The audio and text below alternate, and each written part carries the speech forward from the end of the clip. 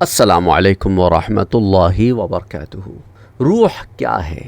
قرآن کریم میں سورہ الاسراء، جسے سورہ بنی اسرائیل بھی کہتے ہیں، اس کی آیہ نمبر 85 میں اللہ سبحانہ وتعالی یہود کے ایک سوال کا جواب میں فرماتا ہے وَيَسْأَلُونَكَ عَنِ الرُّوحِ۔ یہ سوال یہودیوں نے کفار مکہ کو دیا تھا، کیونکہ کفار مکہ نے یہود کو اپروچ کر کے پوچھا تھا کہ ایک نبی ہمارے ہاں ظاہر ہوئے ہیں، ان کی صداقت کی تصدیق کیسے کی جائے؟ تو انہیں چند سوالات بھیجے، جس میں سورہ کہف کا معاملہ بھی تھا، اور سورہ کہف میں جو اصحاب کہف ہے وہ واقعہ بھی تھا، اور ذوالقرنین والا واقعہ بھی تھا، اور اس میں ایک سوال روح سے متعلق بھی۔ وَيَسْأَلُونَكَ عَنِ الرُّوحِ، اے میرے پیارے نبی صلی اللہ علیہ وآلہ وسلم، یہ آپ سے روح کے متعلق پوچھتے ہیں۔ قُلِ الرُّوحُ مِنْ أَمْرِ رَبِّي، روح کا تعلق عالم امر سے ہے۔ یہ درجہ بدرجہ عالم تخلیق جو ہوتی ہے نا، عالم خلق، اس سے ماورا ایک عالم امر ہے۔ اس لیے ابن ابی حاتم جو ہے حضرت اکرمہ رحمۃ اللہ علیہ سے روایت نقل کرتے ہیں کہ حضرت عبداللہ ابن عباس رضی اللہ تعالیٰ عنہ سے روح کے بارے میں سوال کیا گیا، تو آپ نے فرمایا کہ روح میرے رب کے عالم امر سے ہے۔ تو ایک عالم خلق ہے، ایک عالم امر ہے، یہ دو عالم ہیں۔ ان میں چیزیں جو ہیں وہ مورد وجود میں آتی ہیں، کوئی کن فیکون سے آتی ہیں، کوئی درجہ بدرجہ آتی ہیں۔ تو پھر فرمایا حضرت عبداللہ ابن عباس نے کہ تم اس حقیقت کو نہیں پا سکتے، تم وہی کہو جو اللہ نے کہا اور اس کے نبی نے سکھایا، اور وہ یہ آیہ مبارکہ ہے وَيَسْأَلُونَكَ عَنِ الرُّوحِ قُلِ الرُّوحُ مِنْ أَمْرِ رَبِّي۔ اور ایک بہت زبردست بات جو اسی آیہ میں چھپی ہوئی ہے، وَمَا أُوتِيتُم مِّنَ الْعِلْمِ إِلَّا قَلِيلًا۔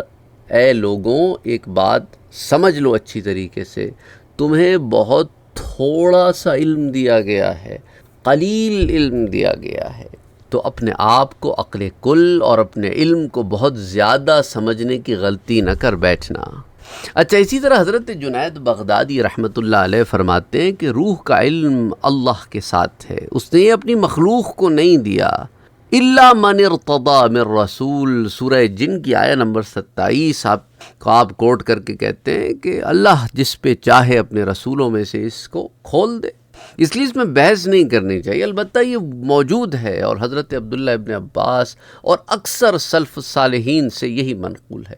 اور کتاب العظمہ میں حضرت امام ابو شیخ نے وہاب ابن منبہ سے روایت کی کہ انسانوں کا نفس بھی چوپایوں کی طرح پیدا کیا گیا، اور وہ خواہشیں رکھتا ہے، انسانوں کو برائی کی طرف بلاتا ہے، اور اس کی قیام گاہ تمہارا پیٹ ہے، اور انسان کی فضیلت اس کی روح سے ہے، جس کا مسکن اس کا پیٹ نہیں ہے، انسان اس سے زندہ رہتا ہے، یہی انسان کو بھلائی کی طرف بھی بلاتا ہے۔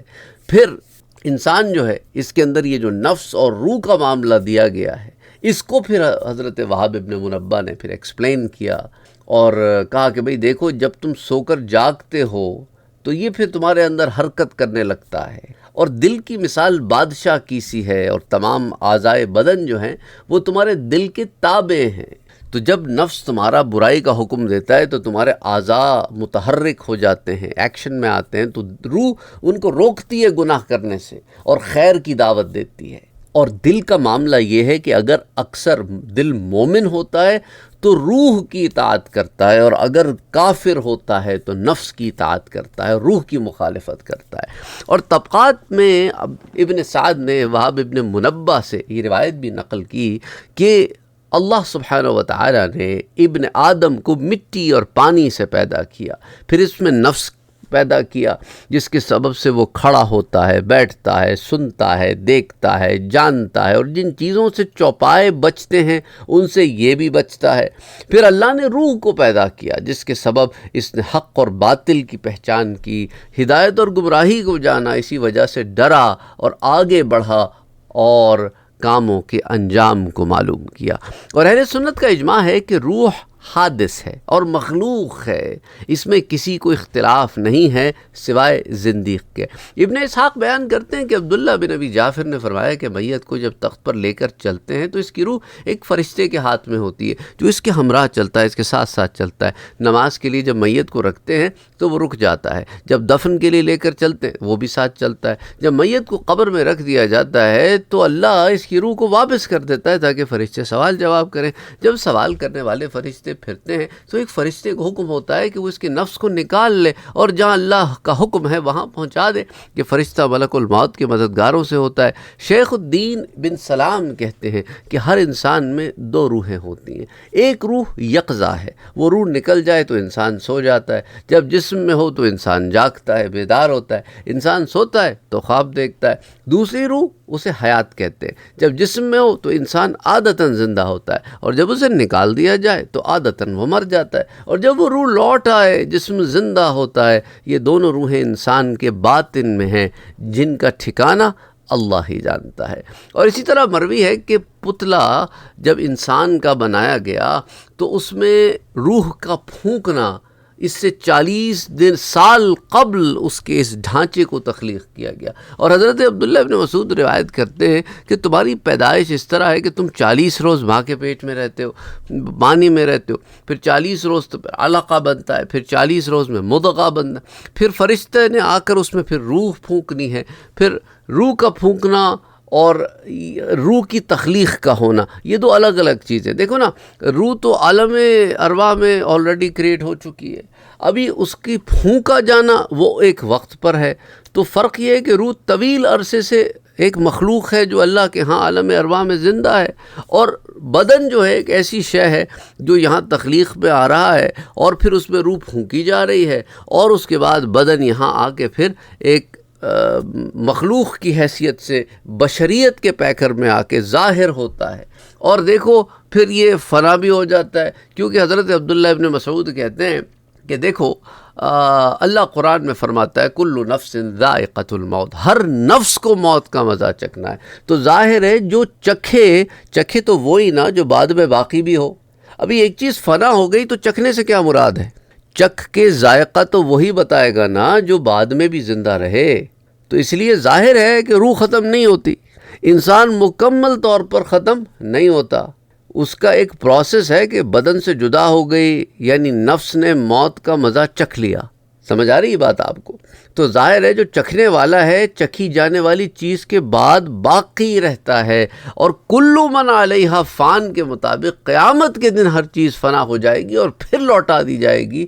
جو بھی زمین پر ہے فنا ہوگا، اور روح وہ تو زمین پر ہوتی نہیں، وہ تو برزخ میں چلی جاتی ہے.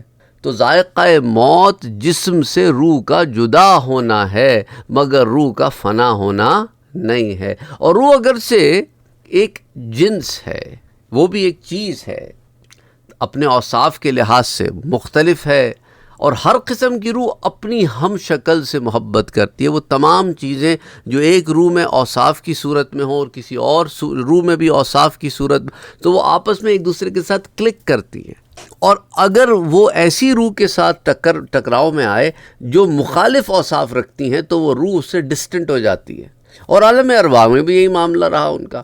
اور ابن عساکر نے تاریخ میں اپنی سند سے حرم بن اسنان سے روایت کی. وہ کہتے ہیں کہ حضرت اویس قرنی رحمۃ اللہ علیہ مشہور تابعی ہیں، آپ کے پاس میرے جانے کا اتفاق ہوا. اس سے پہلے میری اور آپ کی کبھی ملاقات نہ ہوئی تھی.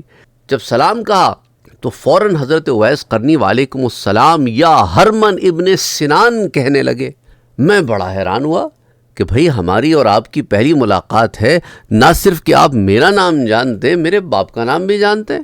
تو میں نے پوچھا کہ حضرت اویس یہ کیا بات ہوئی کہ آپ میرے نام اور میرے باپ کے نام سے بھی واقف ہیں، جبکہ ہماری تو کبھی بات ہی نہیں ہوئی.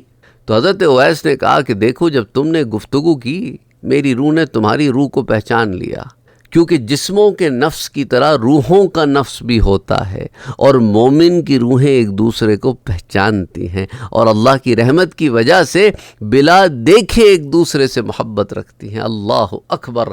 حدیث میں آتا ہے جب حضرت اسرافیل روحوں کو پکاریں گے تو مومن کی روحیں بھڑکدار نور کی مانند آئیں گی اور کافروں کی روحیں اندھیرے کی مانند. پھر سب کو جمع کر کے سور میں رکھیں گے، پھر سور پھونکیں گے تو اللہ فرمائے گا مجھے اپنی عزت و جلال کی قسم، ہر روح اپنے جسم کی طرف واپس لوٹ جائے گی. تو روحیں شہد کی مکھیوں کی طرح زمین و آسمان کو بھر دیں گی، اور ہر روح اپنے جسم میں داخل ہو جائے گی، اس کی طرف پلٹے گی. تو جسم میں اس طرح داخل ہوگی جیسے جسم میں زہر سرایت کرتا، آہستہ آہستہ سارے جسم میں پھیل جاتا ہے۔ تو حضور نے اپنے ارشاد میں روحوں کی شکل و صورت میں شہد کی مکھیوں سے تشبیہ نہیں دی، بلکہ محض نکل کر جو شہد کی مکھیاں جیسے پھیل جاتی ہیں نا، کبھی آپ نے دیکھا ہوگا کیسے پھیلتی ہیں شہد کی مکھیاں اپنے چھتے سے نکل کے، تو سور سے نکل کر وہ شہد کی مکھیوں کی طرح پھیل جائیں گی۔ یہ تشبیہاً بیان فرمایا ہے، یہ بالکل ایسا ہی ہے جیسے اللہ نے فرمایا وہ قبروں سے منتشر ٹڈیوں کی مانند آئیں گے۔ یہ نہیں کہ انسان ٹڈی بن جائے گا، یہ مثال سے سمجھایا جاتا ہے نا۔ اس حدیث میں یہ بھی بیان ہے کہ مومنین کی روحیں جابیہ سے اور کافروں کی برہوت سے آئیں گی۔ وہ اپنے جسموں کو اس طرح پہچانتی ہیں جس طرح تم اپنی سواریوں کو، بلکہ اس سے بھی زائد مومنوں کی روحیں تو سفید ہوں گی اور کافروں کی سیاہ ہوگی۔ ابن مندہ نے عمر ابن منبہ سے مرفوعاً روایت کی ہے کہ حضور صلی اللہ علیہ وآلہ وسلم نے فرمایا کہ اللہ نے اپنے بندوں کی روحوں کو بندوں سے 2000 سال پہلے پیدا کیا، تو جنہوں نے ایک دوسرے کو پہچانا وہ مل گئیں اور جنہوں نے نہ پہچانا وہ مختلف ہو گئی۔ پھر ذریت آدم کو ان کی پشت سے نکال کر جب اللہ نے آدم کو پیدا فرمایا تو ان کی پشت پر اپنے دست قدرت سے پھیرا تو قیامت تک پیدا ہونے والی ذریت آپ کی پیٹھ سے نکل آئی۔ اور امام حاکم حضرت ابو ہریرہ سے روایت کرتے ہیں، اور امام حاکم حضرت ابی ابن کعب سے، وَإِذْ أَخَذَ رَبُّكَ مِن بَنِي آدَمَ مِن ظُهُورِهِمْ، سورہ اعراف کی آیت ہے۔ تو جب اللہ سبحانہ وتعالی نے آدم علیہ السلام کی ذریت کو ان کے پیٹھ سے نکالا، اس کی تفسیر میں لکھا اللہ نے ان سب کی ارواح کو نکالا، ان کو صورت اور قوت گویائی عطا کی کہ گویا روحوں کی صورتیں بھی ہیں، روحیں سنتی بھی ہیں، انہوں نے گفتگو کی اور اللہ سے معاہدہ کر لیا۔ اس پر بڑی تفصیل سے ہم پہلے بہت تفصیل سے بات کر چکے ہیں، تو یہاں پر ہم نے آپ کو روح سے متعلق کچھ اور انفارمیشن دینی تھی، وہ آج کے درس میں امید کرتا ہوں کہ آپ پر باتیں کچھ اور واضح ہوئی ہوں گی۔ اگین آپ جب کامنٹ کرتے ہیں نا تو مجھے پتہ چلتا ہے، ورنہ مجھے پتہ کیسے چلے گا کہ آپ کو بات سمجھ میں آئی نہیں آئی، آپ کے علم میں اضافہ ہوا نہیں ہوا۔ اس لیے کامنٹ ضرور کیا کریں، اور آپ کے جو سوالات ہوتے ہیں وہ آپ کامنٹ سیکشن میں لکھتے ہیں، پھر وہ پہنچتے ہیں مجھ تک فلٹر ہو کے۔ تو بہرحال اینی وے، اس لیے بہت ضروری ہوتا ہے کہ آپ اپنی رائے کا بھی اظہار کریں، اور یہ جو انفارمیشن ہم کلیکٹ کر کے آپ کے ساتھ شیئر کرتے ہیں، مقصد یہ ہوتا ہے اس کو آگے بھی شیئر کریں، اس لیے تو ہم شیئر کر رہے ہیں تاکہ بات پھیلے، صدقہ جاریہ ہوگا۔ اور پھر اسی طرح جو ہے لوگوں سے یہ بھی ہماری ریکویسٹ ہے کہ آپ ویڈیوز کو جب لائک کرتے ہیں تو یوٹیوب الگورتھم میں نا اس کی ریٹنگ آٹومیٹکلی اوپر آنے لگتی ہے، تو وہ اور لوگوں تک بھی پہنچنے لگتی ہے جن کو آپ نہیں جانتے لیکن ان کی سرچ میں آنا شروع ہوتی ہے۔ اور اسی طرح جو ہے جب آپ شیئر کرتے ہیں تو بھی وہ زیادہ سے زیادہ لوگوں تک پہنچتی ہے، اور جب لوگ سبسکرائب کرتے ہیں تو کبھی کبھی وہ نوٹیفیکیشن بیل آئیکن پہ کلک نہیں کرتے، تو پھر ہوتا کیا ہے کہ ویڈیوز جب ہماری آتی ہے تو اس کی نوٹیفیکیشنز آپ کو نہیں آتی، تو اس لیے جب آپ سبسکرائب کریں تو نوٹیفیکیشن بیل آئیکن پہ بھی کلک کریں تاکہ آپ کو ویڈیوز آتی رہیں، اور آپ چینل کو پھر وزٹ بھی کر لیا کریں، کیونکہ الحمدللہ ثم الحمدللہ ہماری کوشش یہ ہوتی ہے کہ ہر روز کم سے کم ایک آدھ ویڈیو تو آپ کے لیے بنائیں تاکہ آپ کے ساتھ ایک مسلسل علم کا یہ جو رشتہ ہمارا آپ کا جڑا ہوا ہے یہ یوں ہی بڑھتا رہے، بجائے اس کے کہ آپ جانتے ہیں باقی چینلز کے اندر کبھی ہفتے میں ایک دفعہ، کبھی 3 ہفتے میں 2 ہفتے میں ایک دفعہ، مہینے میں ایک دفعہ، 3-4 دن میں ایک دفعہ وہ ایک ویڈیو بنا کے ڈالتے ہیں، لیکن ہمارا وہ معاملہ نہیں ہے۔ یہ چینل جو ہے it's a very different kind of a platform, بڑا مختلف ہے۔